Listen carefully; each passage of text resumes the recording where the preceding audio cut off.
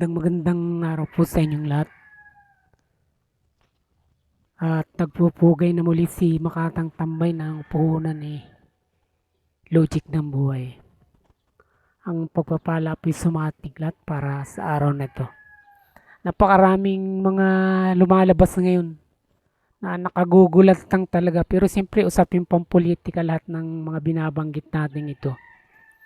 Unang-una yung napakainit na pinapalutang ng Senado ngayon. Ang leadership nito ay talagang worst in history. Parang ganun yung pinapalitaw ng mga anti-Duterteng ito.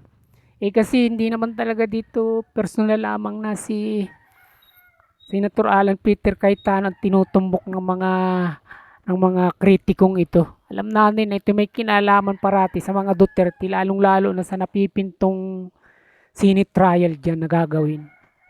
At siyempre natutunugan din nila yan na talagang tagilid talaga ang San Benito. Sabi nga, biro mo, alam naman natin na itong minority block dating ito na naging biglang-bigla ay naging majority dyan sa Senado. Alam natin Duterte block ang mga ito. At siyempre halos nababatid na rin naman natin at tayo ay sumasang-ayon na natural, hindi naman ito papabor para lamang i-convict si Sara Duterte at magkaroon ito ng penalty na perpetual disqualification, hindi ba? Yan naman talaga yung mga tinatarget nila at mga talagang layunin. Kaya nila pinipilit at iginigi itong impeachment na ito laban kay Vice President Sara Duterte. At hindi lang yan. Ang talagang nakakapukaw ng pansin, at ito yung talagang re-reactionan ko, ay yung tungkol sa lumilitaw ngayon kumakalat. Dalawang tao ang pinakinggan ko, yung kanilang pagpapahayag tungkol dito, may kinalaman dito. Itong CONAS, itong Constitutional Assembly, na binabalak at niluluto ng dalawang house natin, itong Kongreso at itong Senado. At kaya pala narin na ngayon, may kaugnayan nga pala ito kung bakit gigil na gigil sila at patuloy na palutangin na napakahina ng leadership ngayon ng Senado sa katawan ni Senator Alan Peter Cayetano. Kasi nga ito palang gusto nilang maging Senate President at kahit sila ay nanggagalaiti ngayon dyan na ito'y mapalitan agad-agaran. Kasama ito sa pagpaplanong ito ng CONAS na sinasabi natin, mga kabayan ko. Ang sinasabi natin nga na dalawang tao na ating pinanood at kumbaga pinagnilay-nilay din natin yung kanilang mga pagbubulgar may kinalaman dito.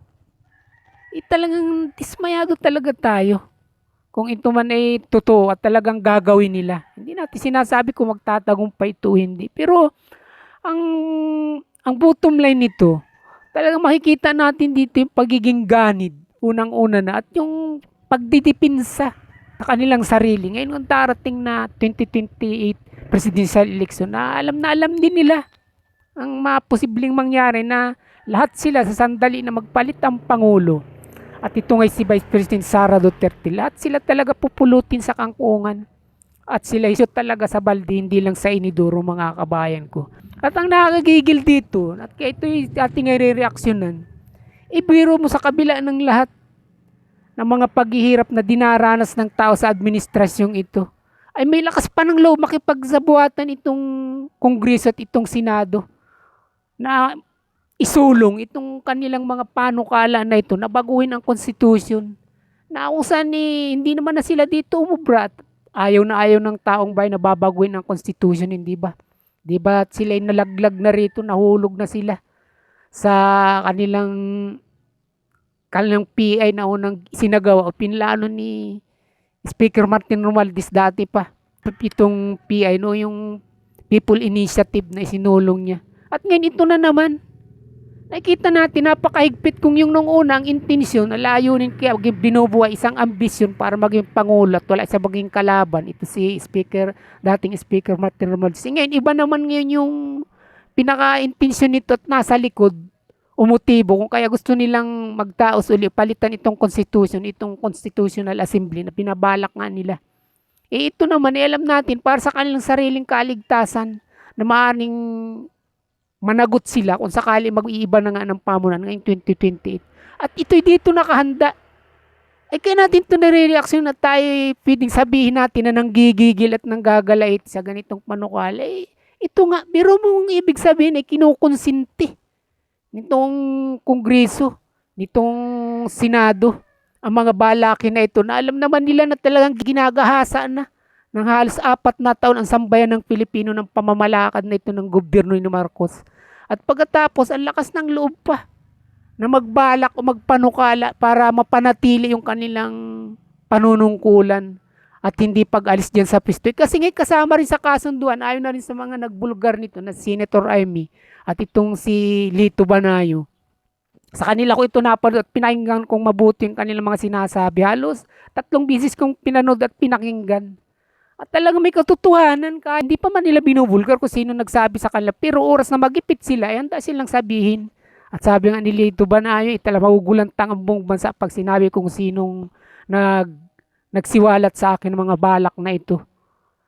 At ito nga sinasabi natin, pagkatapos na alam na ng mga congressman at ng mga senador na tayo ginagasa ng paulit-ulit at talagang pinagsasamantala at dinudurog ng mga walang katapusang pangungurakot ng gobyernong ito at ng mga bayarang mga pagpapabango para sa kanilang mga ginagawa, ay ito pa yung kanilang gustong isulong ngayon at malalaman ng tao.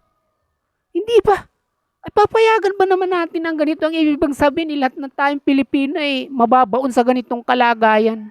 Alam naman natin na tayo minumuro-muro lang at binubudol-budol ng mga ito. Na kunyari dadaanin tayo sa ayuda, pero ang katotohanan nito, yung ayuda naman palang ito ay sila naman talaga yung nagtatamasa at nabubusog. Hindi ba? Bakit natin nasasabi ang ganito? Kung natatandaan ninyo, mga ayuda nung mag-i-eleksyon, ang sinasabi nila, tigpa 5,000 ibabahagi sa tao, yung ayuda sa tao. Kitang-kita naman natin sa video na mahigit 2,000 binibigay. Ibig sabihin, kalahati yung kalahati binibigay nila sa tao. O wag na yun ang ating puntuhin. Basta't ang mahalaga, hindi talaga tapat sa atin ng gobyernong ito. Kaya hindi nararapat na tayo napayagan natin na may ganito pa silang mga binabalak para mapalawig yung kanilang pagpapanatili diyan at kasabay rin yan ikatumbatin ang pagpapahirap sa ating lahat, mga kabayan ko. Ay imagine mo pagkatapos ng mga ginagawa na lang ito at gustong-gusto na nga nating hilahin ang mga taon para mapalitan ang sistemang ito. Tapos may bangga ganito pa silang mga isinisingit at ganito yung ating matutuklasan sa kanilang mga binabalak. Hindi ba? Na ang gusto talagang mapapanatili tayo sa kalagayang ito na hindi lang basta kubakub pa. Eh, pag sinabing kubakub, hindi lang yung likod mo ang baloktot, kundi pati batok mo at ulo, hindi mo na maiangat. Yun yung kubakub. O ibig sabihin, yung ba na may maatim natin at matatanggap natin na ganyan yung ating kasapitan. At samantalang sila mahusay lamang dyan na paugoy-ugoy at bayaran kung sino yung magpapabango, yung maaaring magpabango ng kanilang mga ginagawa.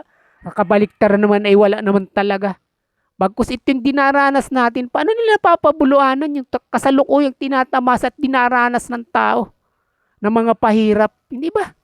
Ito sinasabi nila, hindi na mainit, hindi na napag-uusapan ang tungkol sa digmaan yan sa gitnang silangan na naging dahilan kung bakit umabot ng mahigit 100 yung kada litro ng ating gasolina. Pero hanggang ngayon hindi nagbabago, katulad na lang dito sa amin. Nung kasagsagan nito 110 ang bawat litro ng gasolina. Ngayon ganun pa rin 95, 98. Mantakin mo ito mula ito sa dating 55 hanggang 60. Tapos ganito yung maririnig mo, wala silang ginagawang pagresolba rito, solusyonan ang ganitong mga problema. At alam naman natin, gasolina lang yung na binabanggit dito, pero alam din nila na ito, kaakibat ng pagtaas ng lahat ng bilihin. At ito yung labis na nagpapahirap sa ating lahat.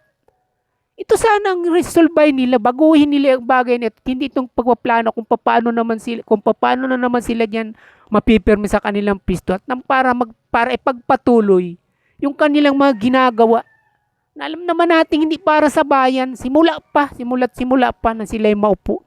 Kundi puro lamang sa mga sariling bulsa nila at mga sariling interes kung paano mapapatatag at hindi mapapanagot sa mga pagkakasala nila sa bayan, mga kabayan, mga kapinas ko.